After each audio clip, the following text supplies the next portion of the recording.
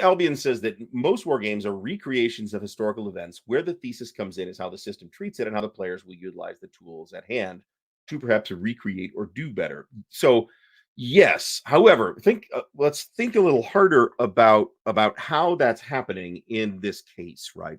Let's say that our thesis statement is about the Battle of Waterloo. Okay, you're going to a designer is going to presumably read a bunch of books on the Battle of Waterloo and other books that maybe don't directly deal with Waterloo, but are connected to it in some way, like that medical journal paper that I cited one time about Napoleon's hemorrhoids.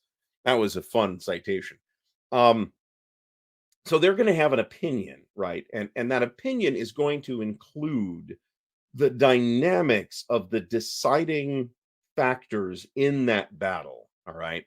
I guess Waterloo is particularly germane subject to this particular time. So whether it's from one source or multiple sources or a lifetime of research, you're going to have an opinion. You, the designer, are going to have an opinion about decided, what factors decided that battle. Was it Napoleon's hemorrhoids? Was it Grouchy's failure to keep Blucher on a leash? Was it, any number? Was it the British defense at Hougoumont, which held out? I think it can creditably said far longer than anybody had any reasonable expectation. Is it the fact that Napoleon waited until the ground was starting to dry out to start the battle? It certainly had an effect on the timing of when the Prussians were going to show up around that time anyway. But the battle might have been over by the time the Prussians showed up. Had Napoleon gone a couple hours earlier and damn the weather, or maybe that was just a deal breaker.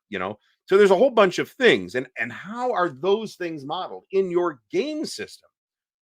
Which of and to what extent is your model of that informing the gameplay of the game, right? And that's what I mean by thesis, right? The designer has an opinion and is building it into the game.